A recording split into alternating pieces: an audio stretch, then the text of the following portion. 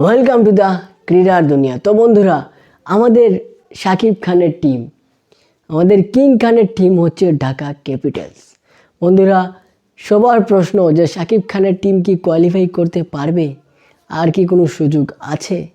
বন্ধুরা, শাকিব খান যিনি সব জায়গাতে নাম্বার ওয়ান, বাংলাদেশের নাম্বার ওয়ান হিরো, বন্ধুরা অনেক আশা করে এই টিমটা উনি রেখেছিলেন। বন্ধুরা, যদিও উনি প্রথমে খুবই কষ্ট পেয়েছেন ঢাকা ক্যাপিটালসের পারফরমেন্সের কারণে।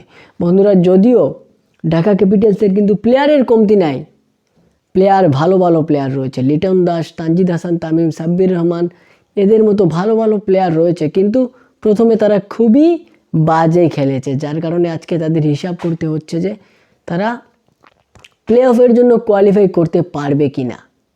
এখন বন্ধুরা, আমি যদি আপনাদের কাছে একটা হিসাব দেই ওরা পারবে কি না কোয়ালিফাই করতে, তাহলে আপনারা বিষয়টা ক্লিয়ার হয়ে যাবেন। তো বন্ধুরা, আলোচনাটা শুরু করা যাক। বন্ধুরা, আমরা যদি ঢাকা ক্যাপিটালসের পয়েন্ট টেবিলটা দেখি, ওনারা কিন্তু বর্তমানে 6 নম্বরে আছেন। 6 নম্বরে আছেন, যেখানে ওনারা ম্যাচ খেলেছেন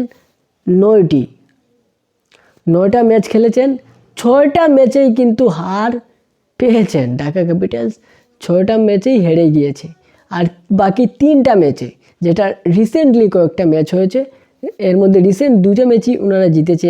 এর আগে একটা রেকর্ড করে 250 রান, যেটা মানে ওয়ার্ল্ড ক্রিকেটের একটা রেকর্ড হয়ে গিয়েছে পার্টনারশিপে, ওপেনিংয়ে পার্টনারশিপে যে রেকর্ডটা বন্ধুরা, এটা ওয়ার্ল্ড ফ্র্যাঞ্চাইজ লিগের যে রেকর্ডগুলো আছে সব রেকর্ড ভেঙে দিয়ে নতুন একটা রেকর্ড করেছেন মিস্টার তানজিদ হাসান তামিম এবং লিটন দাস, এই দুইজনে। আর এই দুজনের রেকর্ডের উপর ভর করেই কিন্তু ওনারা প্রথম ম্যাচটা জিতেছিলেন। আর এরপরে লাগাতার 3টা ম্যাচ ওনারা, যে লাগাতার নয়, 3টা ম্যাচ ওনারা জয়ী হতে পেরেছেন 3টা ম্যাচে, তাই তাদের পয়েন্ট হচ্ছে 6। এখন বন্ধুরা, প্রশ্ন হচ্ছে যে আর হয়তো বা ওনাদের 3টা ম্যাচ রয়ে গিয়েছে, সেই 3টা ম্যাচেই যদি ঢাকা জিতে যেতে পারে, তাহলে তাদের পয়েন্ট হয়ে যাবে তখন 12। আর 12 পয়েন্ট হয়ে গেলে বন্ধুরা, একটা সুবর্ণ সুযোগ থাকবে প্লে অফের জন্য কোয়ালিফাই করার। আর সেই ক্ষেত্রে ওনাদের ভাগ্যও কিছুটা সহায় হতে হবে। যেমন উপরে যেসব টিম রয়েছে, খুলনা নয়, রংপুর, তারপরে বরিশাল এবং চট্টগ্রাম, এদেরকে বন্ধুরা কিছু খারাপ খেলতে হবে, কয়েকটা ম্যাচ হারতে হবে।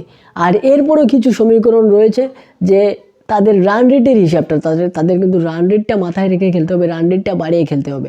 যদি পয়েন্টটা চতুর্থ টিমের সাথেও সমান হয়ে যায়, তবে যেন রান রেটে তারা এগিয়ে থাকে, তবেই কিন্তু বন্ধুরা আমাদের ঢাকা ক্যাপিটালসের প্লে অফে যাওয়া সম্ভব।